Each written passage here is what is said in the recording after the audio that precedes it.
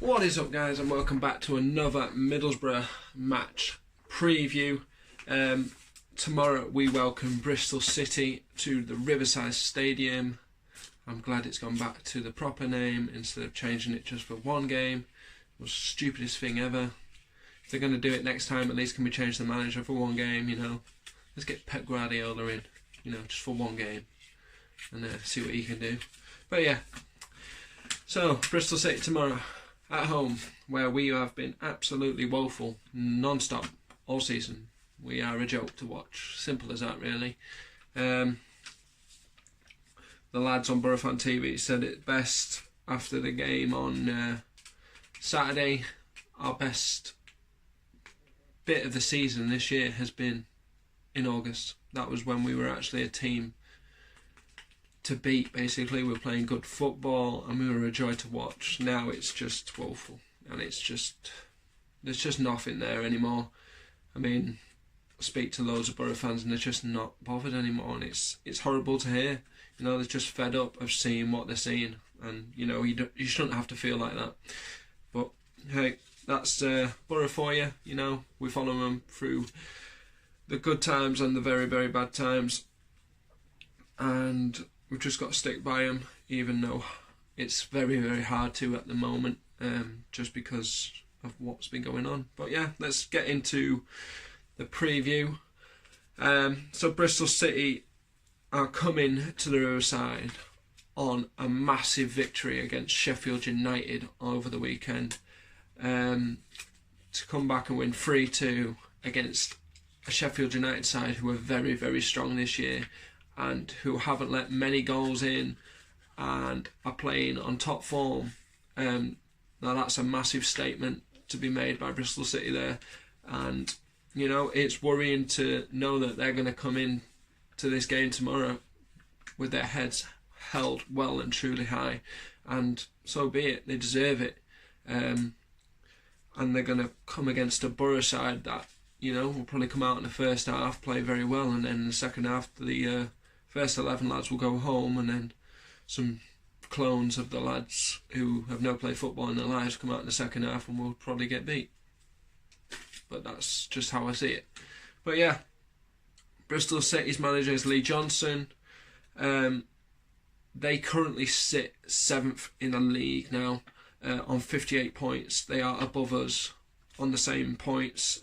We are now 8th. It's the furthest we've fell down from the playoffs all season, and it's looking very gloomy, to be honest. You know, we've just lost against Norwich, who are top of the league. First half performance against them, I would say it was good. Could have gone in at half time with the lead, but we could have also gone in at half time with both teams scoring, because they had their chances, we had our chances, and neither of us could put them away until it got to the second half, where they eventually put theirs away. But no, it's just one of them. It's, you know, I had a feeling we'd lose against Norwich because of the way they're playing. Probably wasn't their best performance, you know, all season. You know, they've been running teams ragged over the stadiums that they've gone to, and yet they've come to Borough, and I don't feel they were on top form in the first half. You saw it in the second half where they turned up and they turned on the shooting boots. That's the Norwich we've all been watching, but first half I don't think they turned up, but that's just my opinion. But yeah, let's have a look at the last 3 games for City then. So they've drawn, lost, drawn, and now just won. And Borough have lost, and lost. So we are on a 4-game losing streak, and it's gonna hopefully change tomorrow. You know, you've got to have hopes, because if you don't, then what's the point, basically? Let's have a look at City's danger men then. So Andres Weimann, we all know him from his Aston Villa days. Very, very, very good player, and he proved it on Saturday by banging in a hat-trick against Sheffield United, which put his tally now to 9 goals all season. Then they've got Famara Diadio, I think I've spelled that right. he's on 11 goals, so he's their top goal scorer at the moment, so a definite threat for us to watch out for tomorrow. They've got Marlon Pack, another strong player. And then they've got one of our old players in Thomas Callas. When he was there, I absolutely loved him. I thought he was brilliant for us. Very strong player. Yes, he made his mistakes, like most defenders do, but I thought he was a very, very strong part of that promotion push for that season that we did get promoted. I thought he was a very, very good player, and I was gutted that we didn't get him back, to be honest. But he seems to be doing well at Bristol City.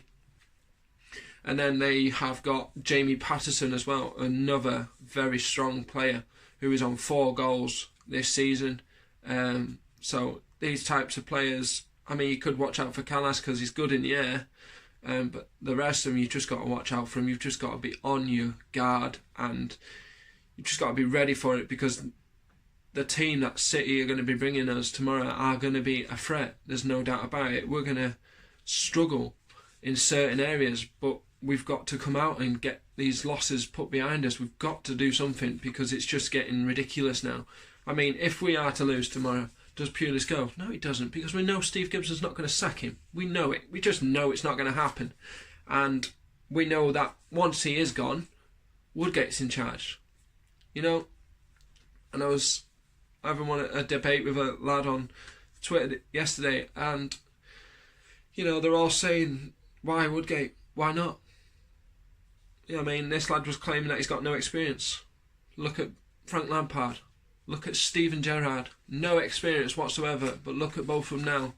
They're doing very well for both the teams that they are managing. With Gerrard in Scotland and Derby for Frank, they're doing very, very well. And I mean, Derby are up there now. And they're starting to put on that push for promotion. They seem to do that a lot in the later half of the season for some reason. They usually start like this and go like this, and then suddenly it's just straight back to where they want to be.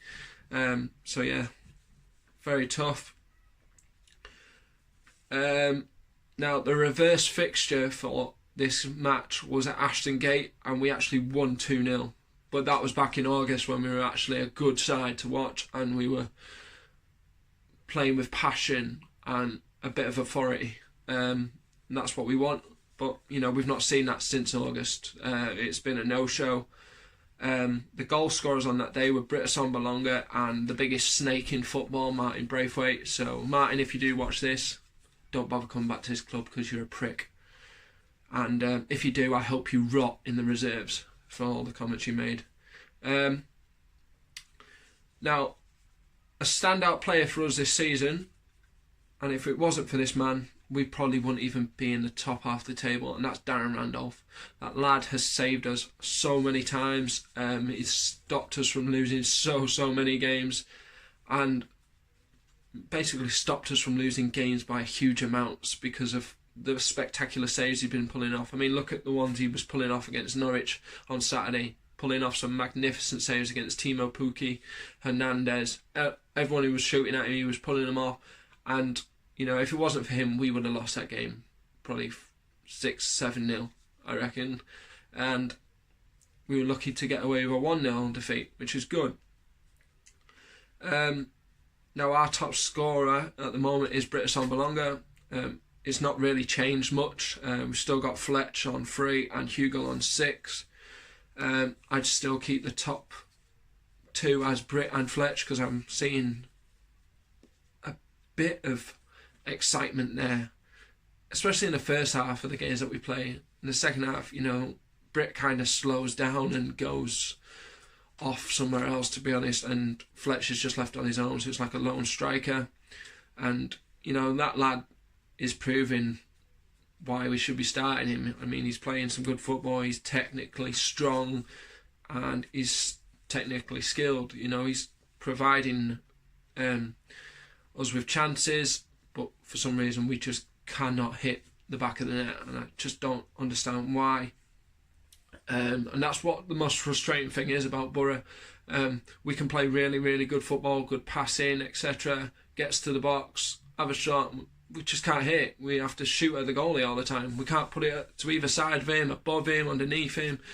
And I mean, I don't know what they're doing on the training ground, but they can't be doing shooting practice because it's not working on the pitch, is it? Because we're not seeing anything. We're seeing shots at the goalie. And we don't want to see that. We want to see shots to the side of the goalie, underneath the goalie, putting the back of the net, Borough. It's not hard. But then again, I've just said that. It is hard because I'm a Borough fan and have been watching it all season and just can't do it. But yeah, and I've looked at the table today, and from 16th position up to where Borough are now is how close it is. And I mean, if we went on carried on this losing run and the teams below us somehow picked it up, we could drop in that bottom half and finish near 16th place. That's how close it is with some of the teams that are coming after us. I mean, you got Forest that are just like a point behind us, Swansea, and all these teams that are coming up for us now. They're starting to play football towards the end of the season. I mean, I think it's 8 games left. It's scary. It is very scary to think of how close it is in that championship. I mean, the championship's a very close league, as we all know. It's probably one of the best. But this season has got to be the closest I've witnessed it. It's really, really good, and it's tight at the top. I mean, yes, Norwich are doing well, but they've got Leeds and Sheffield United breathing down the necks. Simple as that, really. It can only take one slip at the top and teams below you will come after you. Simple as that. It happens all the time. My team for tomorrow is going to be Randolph in net, there's no doubt about it. And now who we play at the back, I'd have start Shotton, I'd have Ayala, I'd have Friend, and I'd have Flinty.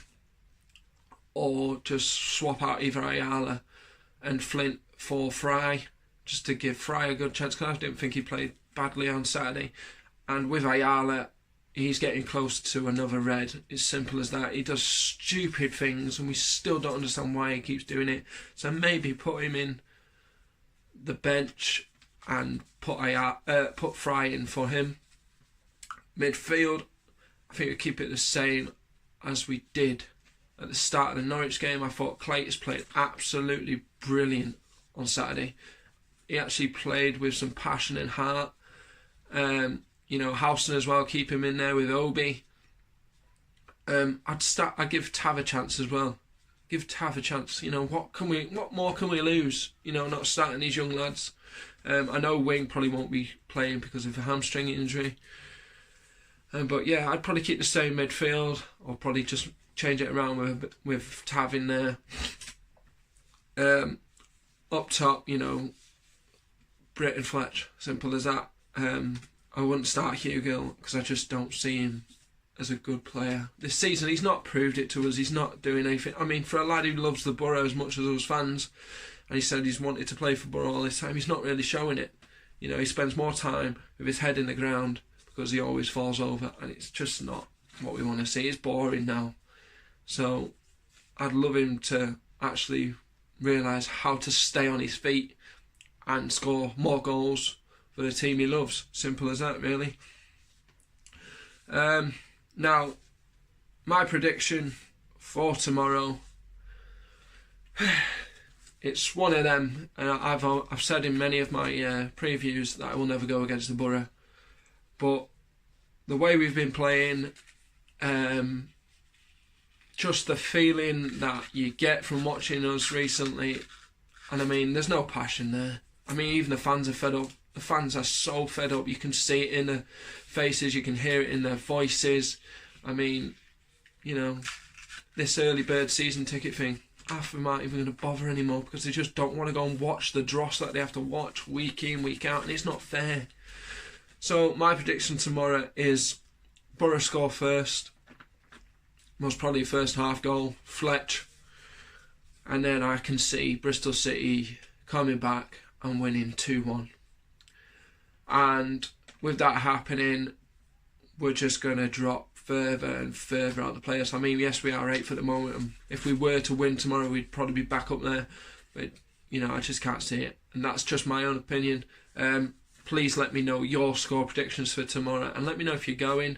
And And if you're not, just let us know why. I probably know the first reason why you're not going. It's because we're absolutely awful to watch. But hey, you know, I was debating going tomorrow, but you know, the Borough, I love them. No matter how much they get on my nerves, I have to go and support them. But yeah, guys, I really do hope you've enjoyed this preview. I've not been as happy as I usually am when I'm doing these, but it's just how I'm feeling. Hopefully I can do a matchday vlog tomorrow and I can come out of that stadium absolutely delighted with how we've played and that we've won, you know. But until then, I won't know. But it'd be nice. But no, my score prediction is for us to get beat 2-1 tomorrow. But yeah, guys, make sure you like, share and subscribe if you haven't already. And I will catch you all tomorrow for the matchday vlog of Middlesbrough versus Bristol City. You take care now. Peace.